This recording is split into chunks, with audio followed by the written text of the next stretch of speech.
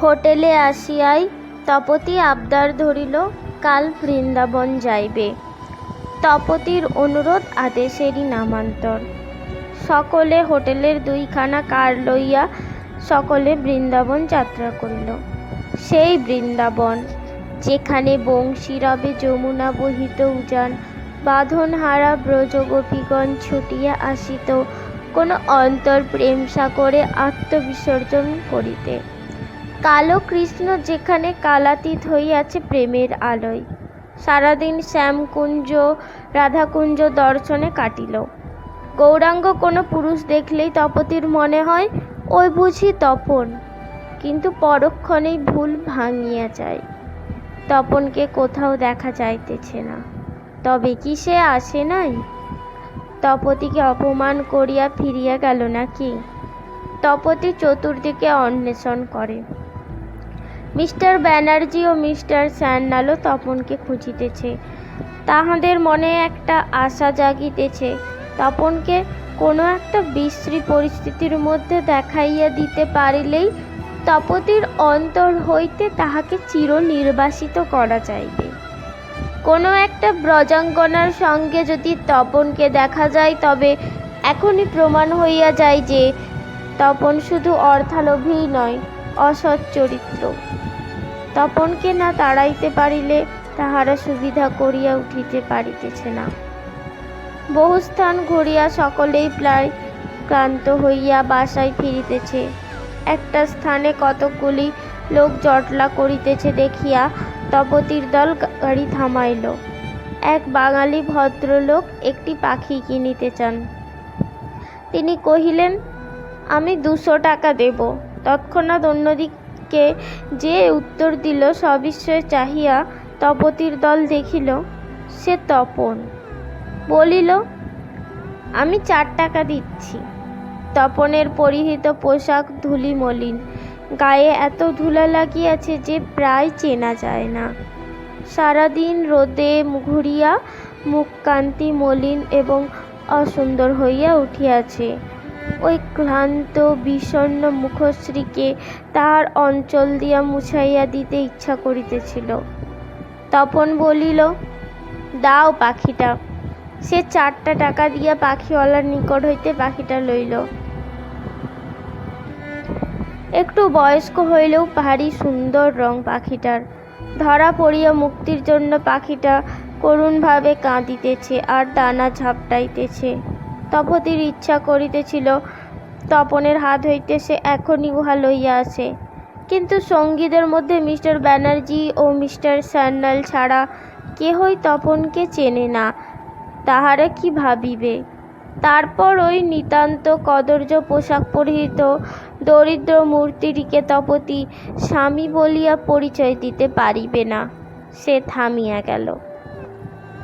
প্রথমে যে ভদ্রলোক পাখিটি কিনিতে চাহিয়াছিলেন তিনি শুষ্ক মুখে কহিলেন, অত বড় বুড়ো পাখি পোষ মানবে না মনে হচ্ছে। ঠিক মানবে, এই দেখুন না, বলিয়া তপন পাখিটাকে মুক্ত আকাশে উড়াইয়া দিয়া হাসিয়া কহিল, মুক্তির মধ্যেই প্রেমের বন্ধন দৃঢ়তর হয়। করলেন কি মশাই? বলিয়া একজন চিৎকার করিয়া উঠিলেন, ওকে ভালোবাসি কি না তাই মুক্তি দিলাম। বলিয়াই তপন চলিয়া গেল। চোখের জল লুকাইবার জন্য তপতী তখন ঘাড় হেঁট করিয়া বসিয়াছে। মিস্টার ব্যানার্জি কহিলেন, আমাদের দেখে কিরকম অভিনয়টা করলো। জলভরা চোখে তপতীর রোষবহ্নি গর্জিয়া উঠিল, থামুন। যথাযোগ্য স্থানে যথাযোগ্য কথার ব্যবহারের যোগ্যতা পৃথিবীতে কম অভিনেতারই থাকে। ও যদি অভিনেতা হয় তো আমি নিশ্চয় বলতে পারি ও পৃথিবীর শ্রেষ্ঠ অভিনেতা। গাড়িস্থ সকলেই এক মুহূর্তে স্তব্ধ হইয়া গেল তপতীর কথা শুনিয়া। তপতীর সারা অন্তরখানি স্নিগ্ধ প্রশান্তিতে ছাইয়া গেছে। গাড়িতে সারা পথ সে বিশেষ কিছু কথা বলে নাই। সর্বক্ষণ তপনের কথা ভাবিয়াছে আর বিস্মিত হইয়াছে। যে মানুষ অর্থ বাঁচাইবার জন্য 3rd ক্লাস দূর পথের যাত্রী হয়, মুটে খরচের ভয়ে স্বয়ং বাক্স বিছানা বহন করে, পোশাকের কদর্যতায় পর্যন্ত যাহার কৃপণতা পরিস্ফুট, সেই কিনা 2 টাকার পাখি 4 টাকা দিয়া কিনিয়া আকাশে উড়াইয়া দেয়, আবার বলে ওকে ভালোবাসি তাই উড়াইয়া দিলাম। ইহা অপেক্ষা মানবতার প্রকৃষ্টতম পরিচয় আর কি হইতে পারে? মিস্টার ব্যানার্জি বলিলেন, উহা তপনের অভিনয়। হোক অভিনয়, তথাপি আজ প্রেমের শ্রেষ্ঠতম তীর্থ শ্রী বৃন্দাবনে প্রেমের যে নবীনতম বাণী তপনের মুখে শুনিয়াছে, তাহা তপতির জীবনকে পরিপূর্ণ করিয়া দিতে পারিবে।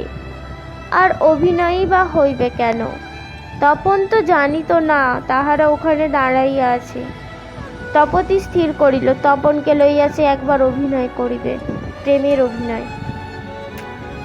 পরদিন বিকালে হাওড়ায় গাড়ি থামিলে তপতি নিজের গাড়িতে চড়িয়া বাড়ি ফিরিল। মা তাহাকে দেখিয়া প্রশ্ন করিলেন, তপন নামেনি খুকি? ওরও তো নামবার কথা এই ট্রেনে। নেমেছে, আমি দেখা না করে চলে এসেছি। ও আসছে ঘোড়ার গাড়িতে। আমার যাওয়ার কথা ওকে বলো না মা, তুমি বরং ওকে জিজ্ঞাসা করো 3rd ক্লাসে কেন ও যায়। তপতি স্নান করিতে চলিয়া গেল। স্নানাদি সেরে সে আবার আসিয়া বসিল এমন স্থানে যেখান হইতে মার সহিত তপনের কথা শোনা যাইতে পারে। তপন ফিরিয়া আসিল একটা ফিটনে। মা বলিয়া ডাকিতেই মা ছুটিয়া বাহির হইয়া আছিলেন। তপনের মূর্তি দেখিয়া দুঃখে তাহার অন্তর ফাটিয়া যাইতেছে। কোটটা খুলিয়া কামিজের বোতাম খুলিতে খুলিতে তপন জবাব দিল, কেন মা, 3rd ক্লাসে তো মানুষই যায়, গরু ছাগল তো যায় না। মা এবার হাসিয়া ফেলিলেন, বলিলেন, কিন্তু 1st ক্লাসেও যায় মানুষ। সে বড় মানুষ, আপনার ছেলে তো বড় মানুষ নয় মা, গরিব ছেলে আপনার। না বাবা না, ওরকম করো না তুমি, মার মনে দুঃখ দিতে নাই জানো তো। দুঃখ কেন পাবেন মা? আপনার সক্ষম ছেলে যে কোনো অবস্থায় নিজেকে চালিয়ে নিতে পারে, এ তো আপনার সুখেরই কারণ হওয়া উচিত। কিন্তু আমাদের ক্ষমতা যখন আছে বাবা, তখন 1st ক্লাসেই। বাধা দিয়া তপন বলিল, ক্ষমতার সংযত ব্যবহারটাই মানুষের শিক্ষণীয় বিষয় মা, এতেই তার মহিমা বাড়ে। তপন স্নানাগারে ঢুকিল। মা তপনের কথা কয়টি আপনার মনে পুনরাবৃত্তি করিয়া বাহিরে আসিলেন। তপতি বিহল দৃষ্টিতে মাঠের পানে তাকাইয়া আছে। সস্নেহে মা ডাকিলেন, আয় খুকি, খেয়ে নে কিছু। আসছি বলিয়া তপতি আপনার ঘরে চলিয়া গেল। তপনের কথা বলার আশ্চর্য ভঙ্গিটি আজ তপতিকে যেন ভাঙিয়া গড়িতেছে। এই সুকুমার দর্শন যুবকটি মূর্খ, উহাকে তপতি উৎপীড়িত করিয়াছে, অপমানিত করিয়াছে, অতিষ্ঠ করিয়াছে, তথাপি সে যায় নাই। কিন্তু কেন যায় নাই সে কথা ভাবিতে গিয়াই তপতি আরেকবার শিহরিয়া উঠিল। সত্যই কি তপন অর্থলোভী? সত্যই কি সে তপতির জন্য এত অত্যাচার সহ্য করে নাই, তুচ্ছ অর্থের জন্যই করিয়াছে? ভাবিতে ভাবিতে তপতির অন্তর ব্যথায় টনটন করিয়া উঠিল। হে ঈশ্বর, যদি তপতি কখনো তোমার ডাকিয়া থাকে তবে বলিয়া দাও, তপতির জন্যই তপন এত অপমান নীরবে সহ্য করিয়াছে। এইটাই যেন সত্য হয় তপতি, তাহার জীবনে আর কিছুই তোমার নিকট চাহিবে না। মায়ের দ্বিতীয় ডাকে ক্লান্ত তপতি যখন খাইতে আসিল, তখনও তাহার চোখের পাতা ভিজিয়া রহিয়াছে। মা ব্যাকুল হইয়া বলিলেন, কি হলো রে মা, কাঁদছিস? অনেক তীর্থ ঘুরে এলাম মা, ঠাকুরদার সঙ্গে সেই গিয়েছিলাম, আজ তিনি নাই। বলিতে বলিতে তপতি অজস্র ধারায় কাঁদিয়া ভাসাইয়া দিল। বিয়ে পড়া শিক্ষিত মেয়ের এরূপ অসাধারণ দুর্বলতা দেখিয়া মা বিস্মিত হইলেন, কিন্তু আনন্দিত হইলেন ততোধিক। তপতি আবার তাহার পূর্বের তপতির মতো হইয়া উঠিতেছে। চোখের জলে মানুষের মনের ময়লা ধুইয়া যায়। তপতি আবার সুন্দর হইয়া উঠুক, তাহার তপতি নাম সার্থক হোক। মায়ের কল্যাণ শিশের স্পর্শে তপতির অন্তর সেদিন জুড়াইয়া গেল। পরদিন সকালেই তপতি আয়োজন করিল বন্ধুদিগকে ভোজ দিবার।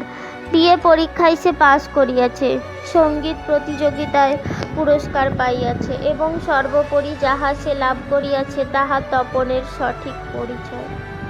এমন দিনে সে খাওয়াইবে না তো কবে খাওয়াইবে? তপতি টেলিফোনে সকলকে নিমন্ত্রণ করিল এবং মাকে বলিল, ওকে বলে দিও মা, সবার সঙ্গে বসে যেন আজ খায়। মা হাসিয়া কহিলেন, নিজে তো বলতে পারিস খুকি, কি লাজুক মেয়ে তুই। না মা, ও ছুতো করে এড়িয়ে যায়, জানো তো কিরকম দুষ্টু। তপতি চলিয়া গেল। মার কাছে তপনের সম্বন্ধে দুষ্টুমির আরোপ তাহাকে লজ্জিতই করিয়াছে। তাহার নারী হৃদয় ওই কথাটুকু বলিয়াই যে এত তৃপ্তি লাভ করিতে পারে তপতি তাহা কখনো ভাবে নাই। হোক লজ্জা। তপতি আনন্দ যেন মাত্রা ছাড়াইয়া গেল। নির্দিষ্ট সময়ে সকলেই আসিল না শুধু তপন। তপতির প্রশ্নের উত্তরে মা বলিলেন, 5:30টার আগে সে তো ফেরে না, ঠিক সময়েই ফিরবে। নিরুপায় তপতি অন্যান্য সকলকে খাইতে দিল। 5:30টায় তপন আসিতেই মা তাহাকে সকলের সঙ্গে বসাইয়া দিলেন। তপতি স্বহস্তে পরিবেশন করিল চপ, কাটলেট ইত্যাদি। নিরুপায়ভাবে কিছুক্ষণ খাদ্যগুলির দিকে চাহিয়া থাকিয়া তপন কহিল, মাংস খেতে আমি ভালোবাসি নে, আমায় একটু রুটি মাখন দিলে ভালো হয়। মা বলিলেন, একটু খাও বাবা, রুটি মাখন আজ নাই বা খেলে, তুমি তো বৌদ্ধ নয় যে অহিংস হচ্ছ। তপন হাসিয়া বলিল, মাংস না খেলেই অহিংস হয় না, মাংস তো খাদ্যই, ও খাওয়াও হিংসার হয় না, তবে আমার প্রয়োজনাভাব। মিস্টার ব্যানার্জি তপনকে আক্রমণের জন্য যেন ওঁত পাতিয়াছিলেন। কহিলেন, চপ, কাটলেট, ডিম খাওয়া, কাঁটা চামচেতে খাওয়া আধুনিক সভ্যতার অঙ্গ একটা। তপন চুপ করিয়া রহিল। উত্তর না পাইলে মিস্টার ব্যানার্জি অপমান বোধ করিবেন ভাবিয়া মা বলিলেন, ওর কথাটার জবাব দাও তো বাবা। হাসিয়া তপন বলিল, সভ্যতা কথাটা আপেক্ষিক মা, বিলাতের লোক আমাদের অসভ্য বলে, আমরা আবার আমাদের থেকে অসভ্য বাছাই করে নিজের সভ্যতা প্রমাণ করতে চাই। দেশ আর পাত্র এবং রুচিভেদে ওর পরিবর্তন হয়। তপতি এতক্ষণ পরে হঠাৎ বলিয়া ফেলিল, মানুষকে যুগোপযোগী হতে হবে। তপন নির্লিপ্তের মতো বলিল, এটাও আপেক্ষিক শব্দ। আমার সমাজে এই যুগেই আমি বেশ উপযোগী আছি, আবার সাঁওতালরা তাদের সমাজে এই 20 শতাব্দীতেই বেশ উপযোগী রয়েছে। কিন্তু আপনি তো এসে পড়েছেন আমাদের সমাজে, মিস্টার অধিকারী ব্যঙ্গের সুরে কহিলেন। আপনাদের সঙ্গে আমার পরিচয় আজই প্রথম, এর মধ্যে আপনাদের সমাজে এসে পড়লুম কেমন করে, বুঝলুম না তো। তপন প্রশ্নসূচক ভঙ্গিতে চাহিল। তপতিকে বিয়ে করে? রেবা উত্তর দিল হাসির মাধুর্য দিয়া। তপন কয়েক সেকেন্ড নীরব থাকিয়া কহিল, আমার ধারণা ছিল বিয়ে করে মানুষ তার নিজের সমাজেই স্ত্রীকে নিয়ে যায়, আপনাদের বুঝি উল্টার নিয়ম, জানতুম না তো। এই তীক্ষ্ণ ব্যঙ্গোক্তি তপতিকে স্পর্শ করিল গভীরভাবে। জেলি মাখা রুটিটা তপনের দিকে আগাইয়া দিতে দিতে সে কহিল, সব স্ত্রী যদি সে সমাজে না মিশতে পারে, না সইতে পারে সে সমাজকে। তপন নিঃশব্দে কাপের চাটকু পান করিয়া উঠিতে উঠিতে বলিল, সে তবে স্ত্রী নয়, সহধর্মী নয়, সে শুধু বিলাস সঙ্গিনী। সব স্বামীরও তাকে সইবার ক্ষমতা না থাকতে পারে। তপন চলিয়া গেল সকলকে নমস্কার জানাইয়া। চির অসহিষ্ণু তপতি শান্ত স্নিগ্ধ ঔদার্যে চাহিয়া রহিল তপনের গমন পথের পানে। দৃষ্টিতে তাহার কোনো সুদূর অতীত যুগের উজ্জ্বলতা ছড়ানো। উহারা যাইবার জন্য উঠিয়া দাঁড়াইল। তপতী কোনো কথাই বলিল না, যদিও রেবার কথাগুলি তাহার বুকে গভীর আলোড়ন তুলিয়াছে। সকলে চলিয়া যাওয়ার পরেও তপতী বসিয়া বসিয়া ভাবিতে লাগিল, সমাজ সংস্কার ছাড়িলে তো তাহার চলিবে না। তপনকে লইয়া কি সে বনে গিয়া বাস করিবে? তপন যদি আমাদের সমাজে না মিশতে পারে তবে তো তপতীর পক্ষে ভয়ঙ্কর বিপদের কথা। তপতী প্ল্যান আটিয়া রাখিল, আগামী পরশু তাহার সহপাঠিনী টুকুর বিবাহে তপনকে সঙ্গে লইয়া সে বরাহনগর যাইবে। তপনকে তাহাদের সমাজের যোগ্য করিয়া লইতেই হইবে, নতুবা তপতীর উপায় নাই। নির্দিষ্ট দিনে দুপুরবেলা তপন খাইতে আসিতেই মা বলিলেন, আজ খুকির এক বন্ধুর বিয়ে বাবা, ওর সঙ্গে তোমায় যেতে হবে সন্ধেবেলা, বুঝলে? তপন ভাতের গ্রাসটা গিলিয়া কহিল, আমি নাই বা গেলাম মা, আমার যে অন্যত্র কাজ রয়েছে, আগে বলে সময় করে রাখতাম আমি। সে কাজ পরে করো বাবা, মা সস্নেহে আদেশ করিলেন। তা হয় না মা, আমি কথা দিয়েছি, আমার কথা আমি রাখবই। একটা উপহার আমি এনে দেব আপনার খুকির, সেটা নিয়ে গেলেই হবে, আমার না যাওয়ার ক্ষতি হবে না। তপতী আড়ালেই ছিল। তপন যাওয়াটা এড়াইয়া যাইতেছে দেখিয়া সম্মুখে আসিয়া বলিল, যেতে ভয় করে, বললেই সত্যি বলা হয় না, না যাবার হেতু। তপনের খাওয়া হয়ে গিয়েছিল। তপতীর কথাটার জবাব মাত্র না দিয়া সে আঁচাইবার জন্য বাহিরে চলিয়া গেল। রুদ্ধ অপমানে তপতীর সর্বাঙ্গ কণ্টকিত হইয়া গেল। একে তো আজ যাচিয়া তপনের সহিত যাইতে চাহিতেছে, তার উপর মাকে দিয়া সেই অনুরোধ করাইছে, আবার নিজে আসিয়া প্রস্তাব করিল, আর ওই ইতর কিনা ভদ্রভাবে একটা জবাব পর্যন্ত দিল না। তপতীর প্রশ্নটাও যে ভদ্র জনচিত হয় নাই, ইহা তাহার উষ্ণ মস্তিষ্কে প্রবেশ করিল না। তপনের পিছনে গিয়া সে আদেশের সুরে কহিল, যেতেই হবে, বুঝেছেন? মুখ ধুইয়া মশলা কয়টা মুখে ফেলিবার পূর্বে তপন অতি ধীর শান্ত কণ্ঠে উত্তর দিল, যেতে পারবো না, মাপ চাইছি। উত্তর দিয়াই তপন চলিয়া গিয়াছে। তপতী যখন বুঝিল তখন যুগপৎ ক্রোধ এবং অপমান তাহাকে দগ্ধ করিয়া দিতেছে। সন্ধ্যার পূর্বেই তপন একটি ভেলভেটের কেশে একটি মূল্যবান ব্রোচ কিনিয়া মার হাতে দিয়া বলিল, এইটা নিয়ে গেলেই আমার না যাওয়ার অসৌজন্য হবে না মা, মুখ্য সূক্ষ্ম মানুষ আমি, আমার না যাওয়াই ভালো। হ্যাঁ, ভালোই। তপতীও তাহা সমর্থন করিল এবং তপনের বদলে তাহার প্রদত্ত উপহারটা লইয়া বিবাহ বাড়ি চলিয়া গেল। সেখানে বহু লোকের উপহৃত দ্রব্যের মধ্যে তপনের দেওয়া ব্রোচটা তুলিয়া দেখা গেল, লেখা আছে, আপনাদের জীবন বসন্তের বনফুলের মতো বিকশিত হোক, বর্ষার জলোচ্ছ্বাসের মতো পরিপূর্ণ হোক, শরতের শস্যের মতো সুন্দর আর সার্থক হোক। তপনের আশীর্বাদ বাণী। যিনি পড়িলেন তিনি পণ্ডিত ব্যক্তি।